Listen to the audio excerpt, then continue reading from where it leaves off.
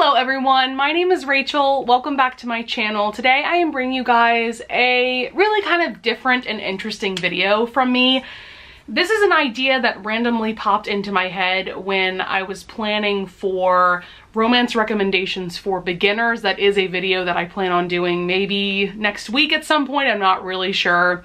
But while I was making that list, the idea of talking about like my personal romance journey and how my romance reading tastes have changed over the years, I thought that that would be a really interesting topic to talk about. So basically, I am gonna go all the way back to when I was in middle school, high school, and what kind of romances I was reading back then, and work my way all the way through to today. I am now 28 years old, so we've got quite a bit of time to go through. And also I'm going to be talking about notable books that I've read throughout my life that changed my view of the genre maybe, or changed my reading tastes in any kind of way, things like that. So yes, without further ado, let's just get into it. So the first romances that I can recall reading were in middle school. There weren't any notable books that I was reading at the time, but I definitely was reading a lot of the very popular YA contemporaries for sure, books like that. But then in high school, there are books that I can definitely recall reading that were notable for me. The first one being the Twilight series. I do not feel like getting my copy out, but you all know what that book looks like. You all know what that series is. And I remember specifically reading that series my freshman year of high school and reading that first book and just becoming absolutely obsessed. Like, I remember devouring that first book, and I remember spending like a whole Saturday just devouring New Moon, which is the second book. I also remember going to a midnight release party for Breaking Dawn, which is the fourth and final book. I went to a Barnes & Noble with my very best friend, and we went at midnight and got a copy of the book, and I can recall staying up very, very late to read at least like the first chunk of that novel. So yes, this was definitely my first obsession with any kind of romance series for sure. Then in high school, I got really into Nicholas Sparks. Actually, the first two Nicholas Sparks books that I can recall reading were A Walk to Remember and The Notebook. The reason why I read these books was, of course, because of the movies. The movie versions came out, I want to say, when I was like around middle school age, and I did watch those movies when I was maybe a little bit too young to watch them. I can recall going to see The Notebook when there was like a special preview screening of it, and I went with my mom and my sister and her friends, and I remember crying my eyes out. So yes, I read both of these and loved them so much. Also, I think it's interesting to point out that both of these books are very, very different from the movie adaptations. A Walk to Remember in particular, because for one thing, this takes place in the late 50s, whereas the movie takes place in present day when it was filmed. And then I remember some interesting differences with this book as well. And then another Nicholas Sparks book that I really loved and I didn't expect to was The Last Song. And you know what? I actually really enjoyed the movie adaptation that starred Miley Cyrus. I thought that she did a really good job. This one I would say is more about a father-daughter relationship, and there is a romance that the teenage girl has, the main character has, but that is definitely more of a side plot for sure. But this book definitely wrecked me. I also loved that this is a very like music heavy book because the father, I believe, is a composer, I think, or at least he's a piano player, and I think the daughter also wants to compose, and so that's ultimately how the two of them end up reconnecting, because they're very estranged at the beginning of the book. Yeah, so Nicholas Sparks, definitely if you want a heart-wrenching time, but I think I read somewhere that he's maybe problematic now. I don't remember why. I feel like I saw somewhere on Twitter that like maybe he's not that great of a guy. I don't know, but all I can say is that I really enjoyed these books at the time, and I would definitely be willing to reread them. Another author that I got into in high school, and maybe I think a little bit in college, was Philippa Gregory. And specifically I got into her, I think because a beauty YouTuber that I followed, she would mention every now and then books that she was reading, and she was really into her books, specifically The Other Boleyn Girl, and then also I can vaguely remember her mentioning the Boleyn Inheritance. So I bought and read both of these and I really enjoyed them. These are essentially historical fiction novels that have pretty prominent romances. The Other Boleyn Girl especially, you've probably heard of the movie version of this one. The Boleyn Inheritance is more about 3 of Henry VIII's wives, not so much about romances or anything like that, but it is definitely the sequel story to The Other Boleyn Girl. This one is about Anne Boleyn and about her half-sister, I believe they're half-sisters if I'm not mistaken, but this one definitely has some spicy times, I remember. And while I really enjoyed both of these novels, none of the other books that I tried reading were quite as captivating as these 2 stories. But yeah, I overall had a fun time with both of these, and it was really interesting to read about Henry VIII and his wives from like a historical fiction standpoint and point of view, I guess you could say. So then another author that I was really into in high school specifically, and I think I also read some of her books in college as well, is Sophie Kinsella. These are my personal favorite books by her, but I pretty much read all of her more like old school standalones. I never read her Shopaholic series. I don't know why, because the plot sounds like it would be something I would like. Also something to point out about Sophie Gonzale, I'm just gonna hold up this book, is that her books are definitely more chick lit. They are romantic comedies for sure. I also remember that all of the sex scenes in her books are fade to black, so there's no explicit sex scenes on the page. So she's definitely an author that I recommend in general for someone that's just getting into romance, because they're lighter, more fun books, and like I said, not very spicy. So the books that I really love by her are Can You Keep a Secret? This one is about our heroine Emma, and she's on a flight, but it looks like the plane might crash, and so she just starts telling all of her secrets to this guy that she's sitting next to. The plane lands fine, everything's fine, but it turns out that the stranger that she divulged literally all of her secrets to, he is now the CEO of the company that she works for. So yeah, it's fun plots like that that I really enjoy about Sophie Kinsella. Another book of hers that I really loved was The Undomestic Goddess. This is about a woman, Samantha. She's a workaholic attorney. Basically, something goes really wrong in her job. She ends up just leaving her job, just quitting being a lawyer. And she just randomly comes across this house that happens to be hiring a maid. And even though she knows nothing about cooking or cleaning or any of that, like, she gets the job. Another one that I really loved was Wedding Night. This one is about our heroine, Lottie. And I think she gets dumped by her boyfriend, who she thought was going to propose to her. And then this guy, Ben, who was an old flame of hers, he like randomly calls her out of the blue and reminds her about a pact that they made, that if neither of them were married by the time that they were 30, that they would just marry each other. And so they get married and they go on a honeymoon, I believe, to Greece. And it's just a really, again, a really fun time. Like, that's the perfect way to describe Sophie Kinsella's books. And then another one that I really, really enjoyed was I've Got Your Number. This one, yeah, it's about Poppy and Sam, and essentially what happens is that they meet at an office building, I think, that they both work in. They literally bump into each other and end up with each other's phones, and it's just, yeah, a really fun time. I really like Sophie Kinsella's sense of humor as well. She is a British author, and you definitely get that kind of drier British sense of humor in all of her books. Yeah, they're just really great. So when I was in high school, college, like, these were the perfect romantic comedies for me. So then throughout college and grad school, I completely stopped reading for fun. So there are no notable books that I can mention from that time in my life, but as soon as I graduated from grad school in 2018, that's when I really got back into reading for fun. So the first contemporary romance that I came across in 2018 that really changed the game for me was The Hating Game by Sally Thorne.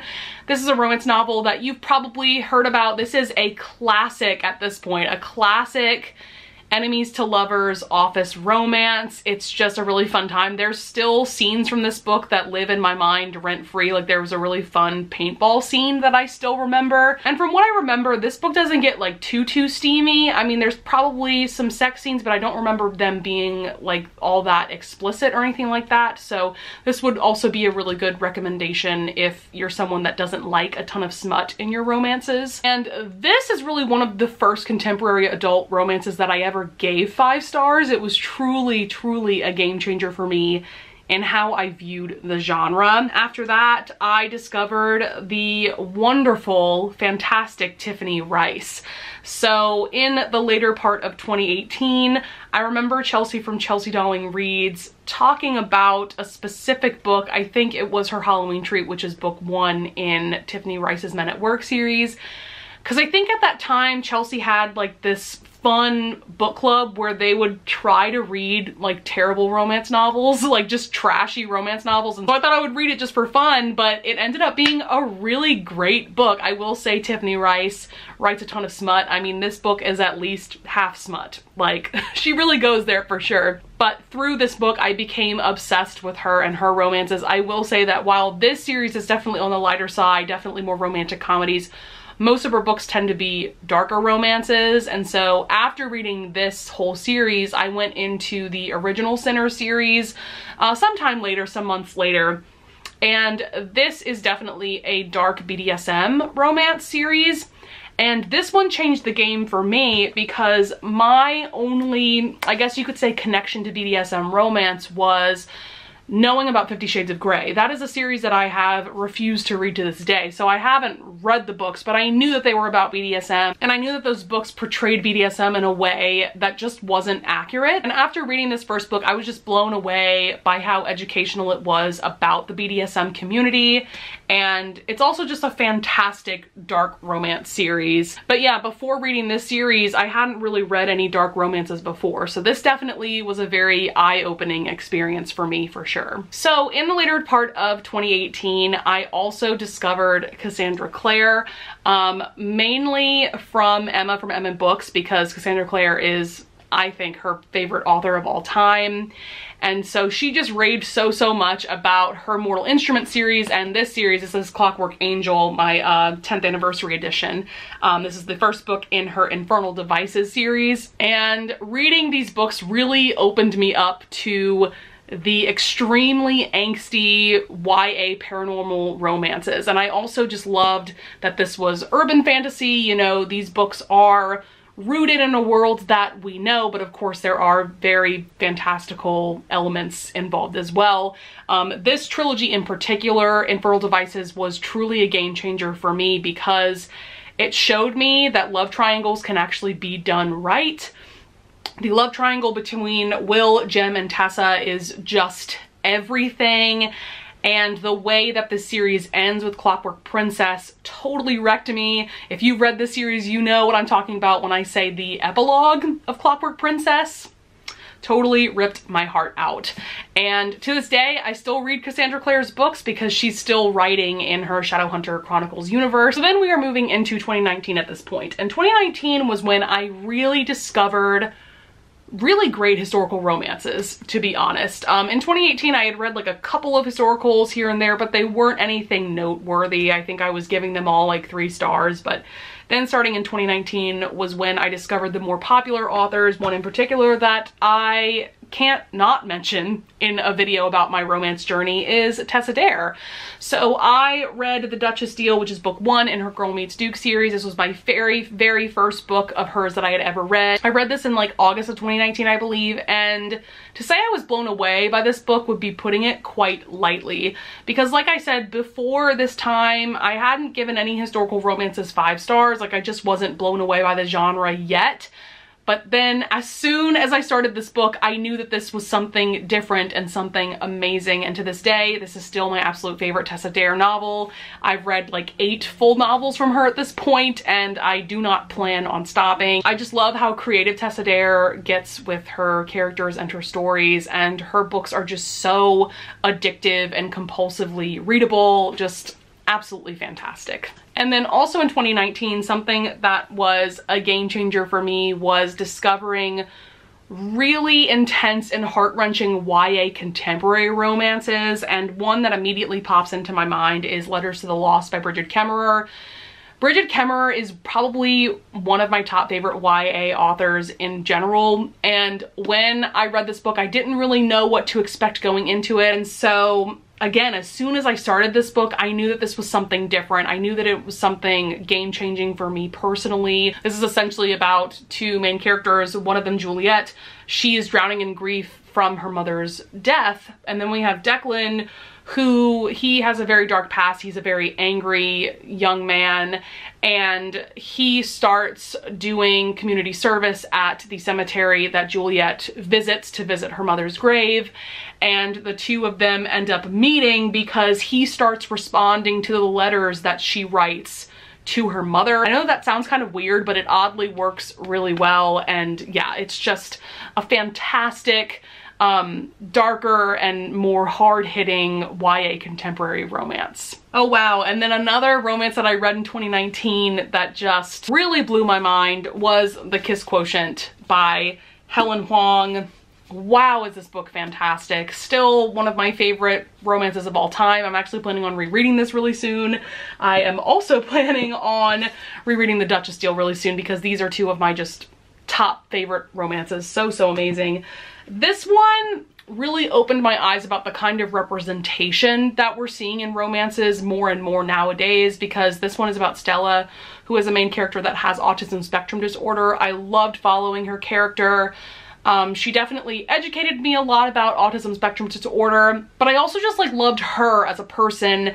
And I found her to be really relatable because the whole premise of this book is that she's very focused on her job. She is in like a mathematics job, I think. And because of that, she's never really dated anyone. She has like no experience even in kissing or anything like that. I mean, that's something that I can definitely relate to because I'll call myself out here. I don't really have much romantic experience either. And it was just really great following her journey with that. The hero, Michael, he's actually a male escort. And so they meet because she wants to get more experience in love and sex and all those things. And so she thinks the best person to go to would be a male escort. And it goes on from there. It's kind of like a reverse Pretty Woman. But yeah, seeing really great autism representation, but also representation of the Asian community because Michael is Asian. I can't remember specifically. Yes, he's Vietnamese and Swedish. And so it was really great to see like his Vietnamese side of the family and all of that. Like that was really great to read about as well. So yeah, this like totally changed everything for me. Again, one of the first contemporary romances that I ever gave 5 stars. Man, 2019 was like my romance year of discovery.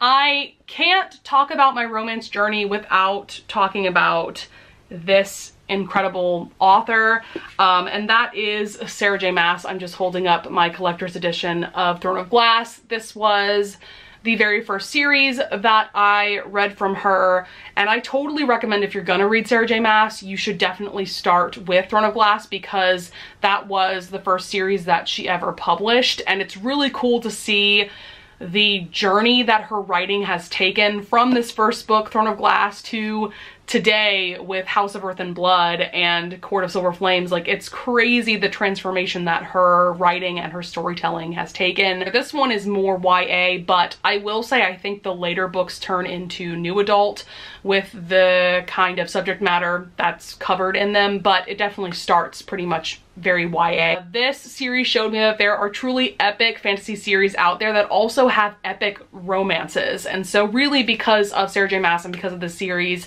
I started getting interested in fantasy romance in general. And I mean, I also have to talk about the Court of Thorns and Roses series as well, although this one is a series that I read in 2020. But this also changed the game for me. Of course, Court of Mist and Fury especially, but this changed the game for me in terms of new adult fantasy romance. This is truly a fantasy romance series. So then going into 2020, This was the year that I truly just jumped headfirst into the romance rabbit hole, starting in January of 2020 with the Round of Smutathon that happened. I'm actually going to link my reading blog for that up in the cards above, because I think you can tell from that blog that I fell hard for romance very, very quickly because of that readathon and because of the books that I was picking up for that readathon. Also, I'm not going to go into any notable books from 2020 because I did do a top 10 favorite romances of 2020 video. I will also link that up in the cards above if you're curious.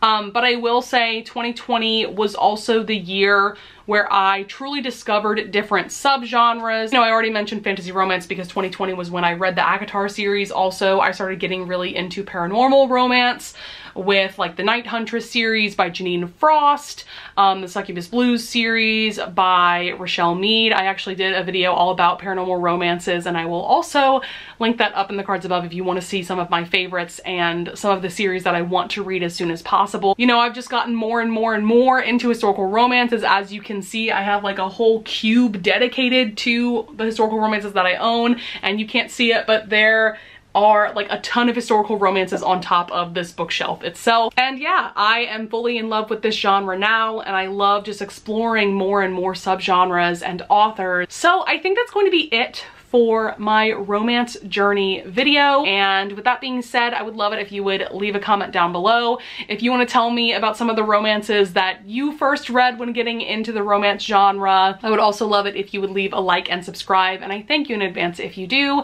And with that being said, I'll see you guys in the next video. Bye!